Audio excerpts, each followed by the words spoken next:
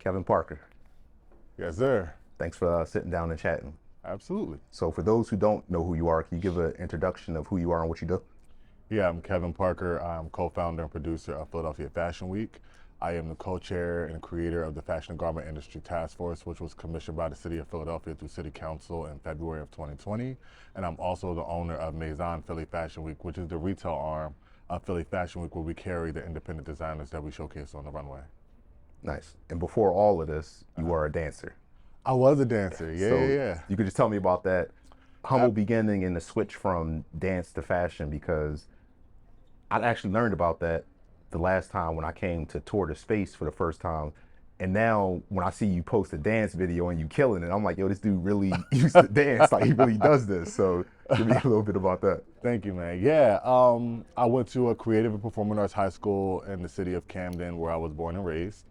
Um, it was a new high school that was opening, and I just so happened I was in middle school and I danced at the pep rally for the first time, like in front of people, and the crowd stood up. It was like going crazy, and one of my teachers was like, "Hey, it's a new art school opened up, and I think you should, audition." And I did. I got in, and they just opened me up to like a world of the arts and Okay. creativity and performance and confidence that comes along with that. So I traveled. I was able to go to like the National Black Dance Conference in Washington D.C. And then when it came back to in Philadelphia the next year, I attended that time as well. And performing in front of people just like really instilled in me like a love for the arts, I guess you could say. So I've done many plays, stage Nice. plays, musicals, things of that nature. And then I auditioned to go to University of the Arts in the city of Philadelphia, and I got accepted. Um, Dancing in college is completely different from dancing in high school. In high school, you only get 2 hours of dance class. And every other class is like academic. When you go to University of the Arts for dance, you're like dancing from 8 a.m. to 7 p.m. at night, like with a few hour breaks in between. So my body transitioned to a whole nother thing. So people were like, "Oh, well, you tall, you got a nice body, you should model." And I kept hearing it, so I decided to give it a shot. I did a photo shoot, and then a friend of mine was like, "Hey, there's a fashion show coming up. You should do it." It was produced by Kevin Parker and Charlie Mack, and I did it, and I fell in love with fashion from there. It was like, okay. So then another fashion show came up, and I started just asking the designers questions and things like that. Like, okay, so what goes into like creating collections, and that's what created my curiosity. So then I kind of I started thinking dance like dancers have a shelf life, and I want to do something where I could spend the rest of my life doing it. And I feel like that's fashion. So I started, interning at different fashion productions and modeling at different shows, but also it inspired me to start my own clothing line. And from there, I started designing, and from designing, I started producing fashion shows and photo shoots and things of that nature. So it was like a snowball effect. And that's kind of how I landed into fashion. Nice. What's your relationship with dance now? Because sometimes as we get older, those Uh-huh. first loves Uh-huh. creep back into your life and you're like, man, I want They to pick this do. up again. They And do. that's what brought me to photography and art in general was starting in business and then saying I want to get that creative side of myself back. So how is dance now playing a role in your life? So for the past, I want to say 12 years, I was teaching an arts program in Camden, New Jersey, for the youth from ages 5 to 17. I was the creative director there, so I taught the dance program. Carrie, my business partner, taught the fashion program. We collectively put together like the fashion shows, the concerts, and things like that, and the costumes for the kids. So that's something I'm really passionate. Where me and my business partner are really passionate about is like pouring back into the youth. So I find myself living my life vicariously through them, like kind of teaching them like, ballet, jazz, modern, African hip hop, like all the things that I know and that's still instilled in me and just passing it on. And I feel like that's how I'm still paying homage to my first love. Sounds good. How did Philly Fashion Week come about? Because now you're coming up on year 20, which is very impressive. That's a long run Thank at you. any endeavor, any career, any job, any calling. So how did Philly Fashion Week start? And mainly the name Philly Fashion Week. Like what made you say, all right, I want this to be I don't know if it's a continuation or homage to the New York Fashion Week because it's in that same vein. How did that come about? So when I started my journey into the fashion industry and like just working on different productions and assisting backstage and front of house and things like that, I started building a network of people like other models, designers, hairstylists, makeup artists, other producers and things of that nature. And Carrie was willed a home from his grandmother, and it had like this huge like living room area that was connected to like this other thing that was added on, which was like a dining thing.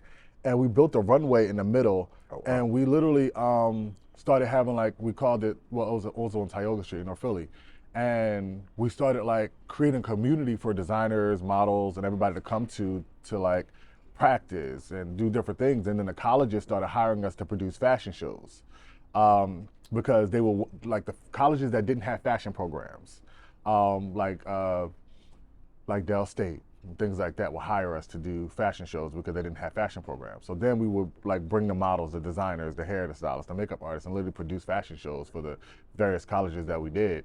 And we realized that there was a business to this.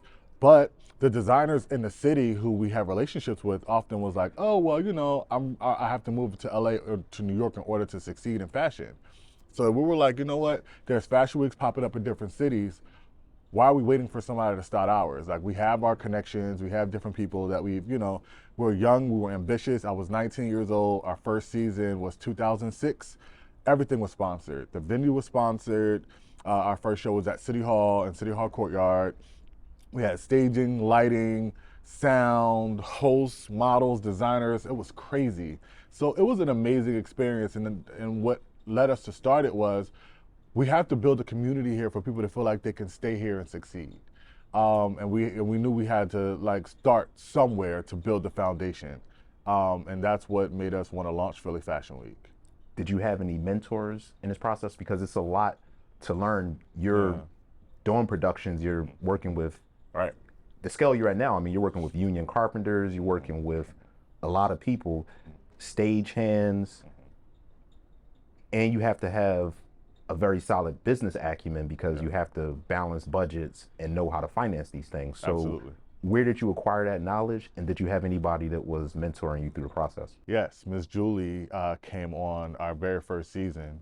We were introduced to Miss Julie through Anthony Henderson, God rest his soul. Anthony Henderson was an amazing celebrity wardrobe stylist and producer, and he did a lot of things for the fashion community in the city of Philadelphia. As he was instrumental in helping us get Philly Fashion Week off the ground, by pulling in different hosts and resources and things of that nature. So he introduced us to Miss Julie, and then she came on board as our producer, to help like facilitate the different things that it took to pull the event together. So yeah, I would say Miss Julie, Julie Welch, and Anthony Henderson were instrumental in helping us start Philly Fashion Week. Did they help you out with the business aspect of it as well? Or did you No, have that was kind of trial and error. trial and error? Okay. They would give us advice on different things, and we had other mentors like Kevin Love, who was one of my favorite designers in the city, who was a part of like NAFAD and Designers Inc. and different like fashion organizations that did things throughout the city. So people would give us advice on different things, but we knew that this was like a different business model than your average fashion show, because we wanted to make sure that there was a business side to the production, where most of the fashion shows at the time in the city were more so entertainment based. And we wanted to make sure there was some sort of like benefit to the designer showcasing, whether you're in front of buyers, whether you're in front of press, whether you're in front of new clientele, whether you're in front of like photographers, media, you're getting interviews, you're on the news, we want to make sure there's something that designers can take away from the experience of being a part of Philly Fashion Week. So we took a little bit from different people. And like I said, we volunteered at every major production that came to the city, whether it was Sensational Hair Idol. I was working backstage with the models. Carrie was working the production, and we were doing just different things and just learning different aspects of production and just figuring out how we can make that work for us. Throughout the years, you've done many fashion shows. Do you have one that stands out as being challenging, more challenging than others? There were a couple, honestly. One season we had a snowstorm the week of the show, and People were like, "Oh, you guys gonna cancel? Are you guys gonna cancel? It's a lot of snow outside." And I'm like, "I ain't canceling shit." So we had the show, and everybody showed up. That was the crazy part. Yeah. Everybody came. Like, I was just like, thank God people came, because it was no rain date. You know what I mean? There was no other date for the designers. Some designers traveled in. There was no like postponing and canceling for us. And as a small business, one cancellation could close your doors, because then you owe all the, different people who paid for tickets. You owe different people who paid to be in the show. You owe, the lighting, the stage, the venue still has to be paid for, and then you still have to pay everybody back. And then your sponsors aren't happy. So there's a lot that comes along with that. So it's a huge risk on return on investment when you have to postpone an event. So we learned from those experiences on having like, things put in place to make sure we don't get stuck in those predicaments. But yeah, that was one of them. And another one was one of our venues was double booked, and we almost couldn't find another venue. How do you do that? It was so it was like one of the days they didn't realize Yeah. another one of the event producers, another one of their like events managers had booked out like half the day. And we had to find another space within like 2 weeks. And we ended up at Live Casino the first time we were there. That's why I remember the that, yeah. promotion went out late. It was like maybe a week and a half before the show. We're like, Live Casino, da da da da da da da. And it was crazy, but the crowd came in droves. Like, you know what I remember that, mean? yeah, Like yeah. we sent out all our press confirmations, because we still had all the other elements moving along. But it was so nerve-wracking to like not have a venue that could fit what we're trying to do. So it worked out. What contingencies are in place now for rain dates, snow dates, and also if you have to pivot and change the venue last minute? What have you done now? So what we do now is we put preliminary things in place where we will send we would like ask the designers in advance, if the date was to change, would you still be willing to participate in the show moving forward? So that way people know, like, if something changes, I can still participate, or it could shift to the next season. So that way we're not stuck in a place where everybody has to get refunded immediately. It can move on to the next season. So those are like some of the implementations we put in place to make sure we're still able to move forward. Because it actually happened one season where we had to move the show a week back, and we sent everybody a notice like, hey, are you still able to participate? And those who weren't were able to get their fees, their payments applied to the next season. I understand. Doing fashion shows for 20 years now, your tastes, your aesthetics, everything changes. Where are you at with design and production of fashion shoots? Because I'm sure you've gotten better over the years. Yeah. You've seen things and learned from going to different shows around the world. Absolutely. Where are you at now creatively with a fashion show? We are like in this like space of like, you can make anything a fashion show. So that's one of the things that you're going to see actually this upcoming season, is that fashion shows aren't one dimensional. So we're actually going to have an immersive event, because that's a little bit of how we're moving forward to fashion productions, where it's not just your traditional fashion shows and runway shows. It's more so like fashion experiences where you feel like you're in an outer worldly, like, different place, and you feel like, I don't know where I'm at, but it's all these models hanging, and models in different areas, and models coming from here, and you don't feel like you're in Philadelphia. You feel like you like stepped into a whole nother time zone type situation. So we want our fashion shows to be more experiences than just your traditional runway shows, which we're gearing towards now. But our aesthetics, we try to make sure that when people walk in the room, that they feel like they're not in Philadelphia. And I think we've accomplished that over the years, just making sure that people felt like, oh wow, this is dope. Oh wow, you see those big screens? Oh wow, you see these amazing models, you see these amazing designers. Like, we want to make sure that the production itself is top tier. And when people come, they're like, I'm impressed by Philadelphia. And that's what we've heard quite a bit from the president of the Council of Fashion Designers of America, was impressed with our production. Fern Malice, the creator of New York Fashion Week, is impressed with our production, because she knows we're a small production. We don't get the millions of dollars of sponsorship that New York Fashion Week gets, but when you come to Philly Fashion Week, you see the production, and you're like, you would think so. You know what I mean? So it's just one of those things where we invest into the aesthetics and make sure that people feel like, oh wow, this is a quality event. And we just make it do what it do. And even the time where we had an outdoor venue and it started to rain, and it was raining for the 2 days, and they were like, all right, well, where we're going to have the show, and we had to move it into the parking lot. And everybody was like, oh, that is a vibe. Was Y'all that in the parking lot? Geno's when you were outside? No, we were in the parking lot at 1 and 2 Commerce Square. Okay. Yeah, because it was raining. This was like 2 seasons ago, and everybody loved it. Like it was like this, like the streets, like the street arrows and stuff like that was like exposed, and you could see like the park here signs, and the models was walking out. The LED screens was there. Like, and we realized we could literally pop a show up anywhere if we're able to, so we can make it work. So yeah. As I travel around the U.S., sometimes I'm doing work in different states. Always come across a fashion week. One time I was in, I think it was North Carolina, and I was staying at a hotel, and I'm like, why are all these people here? And it was like North Carolina Fashion Week. I was like, wow, that's cool. So for the person in whatever town in the U.S., they're trying to start a fashion week in their city, what advice do you have for them? Maybe 3 things that would really help them along their way. I would say community building is the first thing you want to do. If you don't have relationships with the community, it's like almost impossible to pull things together, because people are going to be like, who are you, what, why, and where did you come from? You know what I'm saying? So it's all about really like building community and people that want to support you. So building a community of designers, building a community of retailers, building a community of models, hairstylists, makeup artists, photographers, press, just building a community of people that you can reach out to, and making sure you put together a quality production, you have a quality team. That's really important. Just people who know what they're doing, from front of house, back of house, operations, PR marketing, press releases, like all of those different things that make a production what it is. Like you have to have people in place that could achieve those things for you. And you as the producer have to know how to do all those things yourself. Because if somebody doesn't show up, if somebody drops the ball, you have to know how to pick up and keep it moving. Because we've done that in the past where we would hire a PR company and they're not achieving what we want to achieve. And then I'm calling all my producers like, hey, we have a segment we want to do for Philly Fashion Week, Then we'll get a yes, and then we'll be on all the news stations and things like that. So it's just always having perimeters in place for you to still be successful. Yeah. That's good advice. For the designer looking to display in Philly Fashion Week for the first time, or even trying to have more success in their second time displaying in the Fashion Week, what advice do you have for them?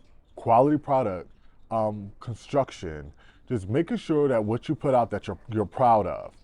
I've seen some designers whip things together and expect you to be like, yeah, I want to show this because it looks good on the outside, but it doesn't look good on the inside.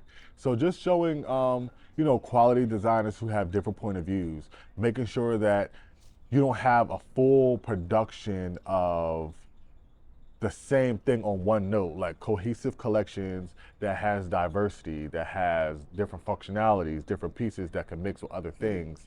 And going seasonless is a huge thing for designers as well, because small businesses are struggling trying to keep up producing 2 collections per year. So I'm like, okay, well, if you produce a collection, your next collection should be an extension of that collection, going into the next season where you're adding outerwear and things of that nature. Like, I think designers just need to start going into a smarter business model when it comes to producing their clothes, especially if you're not a multi-million-dollar brand. You just have to move in a way that's like sustainable for you. And that's my advice to designers, just like really being smart about your production, being smart about the things that you put together, and also having quality control over, if you're not the sewer and somebody else is, like making sure the pieces that you get back are what you actually wanted to invest in. Coming up on year 20, what store gets you excited about fashion and fashion shows? Because as people, I think when you do something long enough, you have ebbs and flows with your relationship to it. But what still gets you excited when you wake up?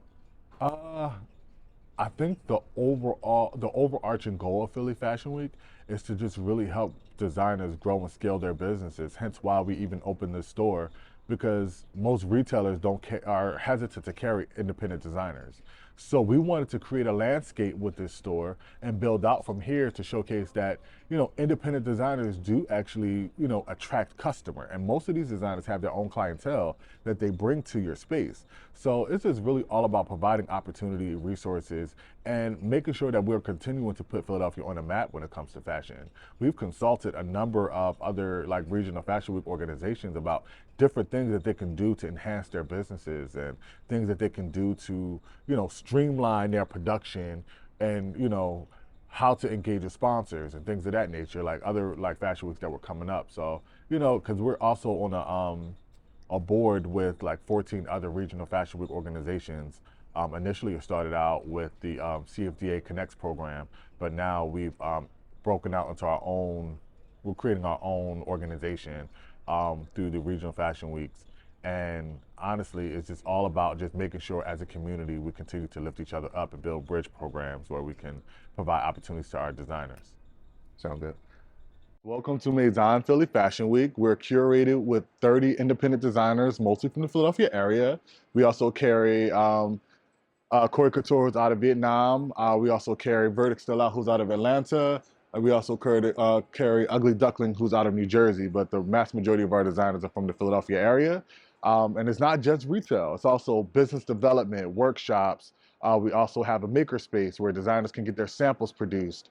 We can also, run out and utilize our sewing machines for our designers, get their samples made, get their sample digitized through Clo and things of that nature. So we have a lot of different activations here to make sure the designers are set up for success. And we also have our content studio space where our designers use to create their lookbooks, their line sheets, different things that designers need in order to grow and scale their businesses and have the correct paperwork to make sure, whoever they're trying to reach gets it. Can you talk about how long this has been in the works and what it took to open this space? Yeah, so basically, Maison Philly Fashion Week was in the works back in 2019. We came up with the concept, but it took some time to do, and then we came into the pandemic. So of course, our focuses had to change. But Maison Philly Fashion Week is a concept derived by myself and my business partner and some of our team members to really make sure that we create a space for designers and also create a space for manufacturing, because we're all about made local, sold local. So we just want to make sure that our designers are really set up for success ultimately. But in 2019 is where we came up with the idea. We had a much bigger vision for it, but of course, you have to do things in phases to make sure you're set up for success. We didn't want to dive all the way in. So this is like the first phase of just proving a concept that it actually works.